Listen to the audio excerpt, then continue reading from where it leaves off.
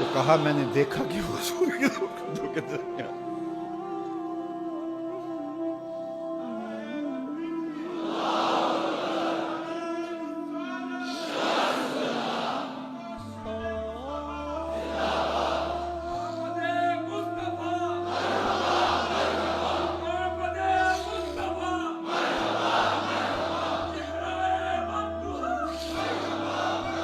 شب ہجر کی میری خوش قسمتی کہ میں حضور کا امت ہوں، ساری زندگی اس کا شکریہ ادا کرتا رہوں تو حق شکر ادا۔ ہم حضور کی امتی، نبی انتظار کرتے رہے، نبی منتظر رہے۔ حضرت خلیل اللہ کی بارگاہ میں پکار رہے ہیں، ربنا وابعث فیہم رسولا، مالک رسول بھیج دے۔ کوئی کہتا ہے لیسا بفظ ولا بغلظ، وہ ترشرو نہیں ہوگا، سخت مزاج نہیں ہوگا، ماتھے پہ شکنے لانے والا نہیں ہوگا، وہ پیار بانٹنے والا ہوگا، بس وہ آیا چاہ رہا ہے۔ حضرت عیسیٰ نے تو نام بھی بتا دیا نا، مبشرم برسول یاتی من بعد اسمہ احمد، لوگوں میں جا رہا ہوں، چلو نام بھی بتا دیتا ہوں، میرے بعد جو آنے والا اس کا نام احمد ہوگا۔ نبی انتظار کرتے رہے، 12 نبیوں نے انتظار کیا حضور کی امت میں ہونے کے لیے، تمنا کی۔ نستورہ راہب انتظار کرتا رہا، بحیرہ راہب انتظار کرتا رہا۔ شب ہجر کی سختیاں کوئی اس سے جا کے پوچھے، تیری راہ تکتے تکتے جسے صبح ہو گئی۔ زندگیاں گزار دی انہوں نے۔ سلمان فارسی کی کہانی سن لو، مجوسی کے بیٹے تھے، حق کی طلب میں نکلے، باپ نے گھر سے نکال دیا، ایک پادری کے پاس جا کے رکے، زندگی بھر اس کی نوکری کی۔ جب اس کا آخری وقت آیا، اس نے کہا میری تدفین کے بعد غموریہ چلے جانا، وہاں کا پادری خدا رسیدہ ہے، تجھے اس سے کچھ مل جائے گا۔ کہتے میں وہاں سے غموریہ آ گیا، پھر اس پادری کی ساری زندگی خدمت کی۔ جب وہ مرنے لگا تو اس نے کہا کوئی ایسا شخص نہیں ہے جس کے پاس اب میں تجھے بھیجوں، لیکن نبی آخر الزماں کے ظہور کے لمحے آ گئے، تو یہاں سے یثرب چلا جا، وہ اس نبی کی ہجرت گاہ ہوگی، تیری زندگی سنور جائے گی، تو نے بڑی محنت کی ہے، بڑی نوکری کی ہے میری۔ کہتے میں نے اس کو کہا کہیں ایسا نہ ہو میں دھوکہ کھا جو مجھے کوئی نشانی بتا۔ اس نے کہا 3 نشانیاں، ایک صدقہ نہیں لے گا، دوسرا ہدیہ رد نہیں کرے گا، تیسرا 2 کندھوں کے درمیان مہر نبوت۔ کہتے ہیں میں نے اس کی تدفین کی، یثرب کی جانب جاتے ہوئے ایک قافلے میں شامل ہو گیا، انہوں نے مجھے پکڑ کے اپنا غلام بنا لیا، لیکن میرے پہ مہربانی یہ کی کہ مجھے بیچا جا کے مدینے میں۔ ایک یہودی نے مجھے خرید لیا، میں اس کے باغ میں گوڈی کرتا تھا، کام کرتا تھا، کھجوریں توڑتا تھا، لیکن میں انتظار میں تھا کہ کبھی وہ نبی آخر الزماں آئے تو مجھے دید ہو، کبھی عرش پر، کبھی فرش پر، کبھی ان کے در، کبھی در بدر۔ غم عاشقی تیرا شکریہ، میں کہاں کہاں سے گزر گیا۔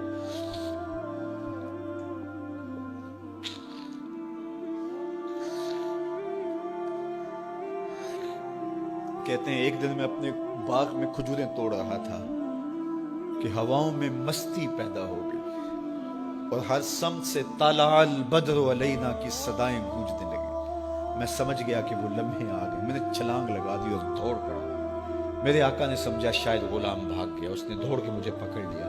میں نے اس کو کہا کہ میں نوکر تیرا ہی ہوں، لیکن دل نوکر کسی اور کا ہے، میں بھاگوں گا نہیں، مجھے جانے دے۔ میں کچھ کھجوریں لے گیا تھا صدقے کی نیت سے، جا کے حضور کو پیش کی۔ آقا کریم نے فرمایا ہم نبی صدقہ نہیں لیتے۔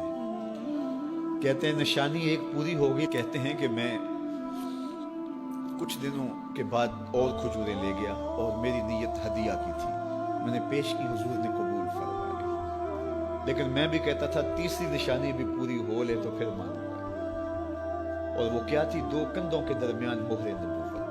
کہتے ہیں ایک دن حضور میرے باغ میں آئے، اور آقا کریم نے اپنے مبارک کندھے پہ چادر رکھی ہوئی تھی، اور چادر کی اوٹ میں مہر نبوت چھپی ہوئی تھی، اور میں پیچھے ہو کے دیکھتا تھا، اور میری آرزو یہ تھی کہ کوئی تیز جھونکا ہوا کا آئے اور چادر ہٹ جائے اور میں مہر نبوت کی زیارت کر لوں۔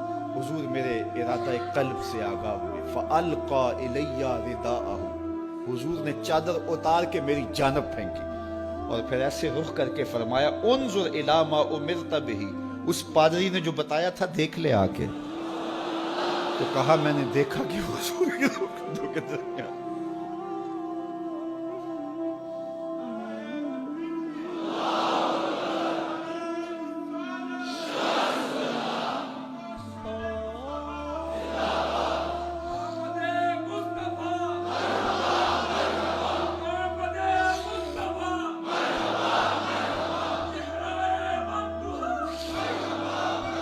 شب ہجر کی سختیاں کوئی اس سے جا کے پوچھے، تیری راہ تکتے تکتے جسے صبح ہو گئے۔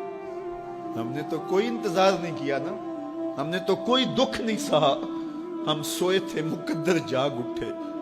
ہمارے والد مسجد سے مولوی صاحب کو بلا لائے، انہوں نے کان میں آ کے کہا مبارک ہو تو حضور کا نوکر بن کے آ رہا۔ میرے والد گرامی ایک شعر جھوم کے پڑھا کرتے تھے، محمد جانے جانا ہے، پیغمبر ہو تو ایسا ہو، رسولوں کی بشارت سے مبشر ہو تو ایسا ہو، امر توقیر کا سب کو موکر ہو تو ایسا ہو، کیا ہم کو غلام ان کا مقدر ہو تو ایسا ہو۔ میں اپنے مقدر پہ قربان نہ جاؤں، آپ اپنے مقدر پہ نثار نہ جائیں، ہمیں وہ نبی ملا جو نبیوں کا نبی ہے۔ بنو سعد کے مقدر بھی جاگ اٹھے، اللہ اکبر، کیا وہ خوش نصیب وادیاں تھیں، کیا وہ خوش بخت پہاڑ تھے، بنو سعد کے جہاں حضور نے زندگی کے ابتدائی سال گزارے۔ اللہ اکبر۔ حضرت حلیمہ سعدیہ کہتی ہیں جب میں حضور کو گھر لے گئی تو میرے گھر میں روشنیاں آ گئیں۔ باقاعدہ عورتوں نے کہا حلیمہ تو اتنی امیر ہو گئی ہے رات کو بھی دیا نہیں بجھاتی۔ بڑے امیر کبیر گھرانوں میں بھی رات کو لوگ دیا بجھا دیا کرتے ہیں، لیکن تو اتنی ہی امیر ہو گئی ہے کہ رات کو بھی تیرے گھر کا دیا نہیں بجھتا۔ تو حلیمہ سعدیہ نے کہا آؤ میں تمہیں بتاؤں میرے گھر میں دیا کون سا روشن۔ باقاعدہ ہم جولیوں کو بلایا، پالنے میں حضور تھے، اشارہ کر کے کہا ما کننا نحتاج الی السراج من یوم اخذناہ، جب سے یہ پیارا گھر آیا ہے میں نے سارے دیے توڑ دیے، دیے کی ضرورت نہ مشعل کی حاجت، عجب روشنی تو نے پائی حلیمہ، بڑی تو نے توقیر پائی حلیمہ، بنی تو محمد کی دائی حلیمہ۔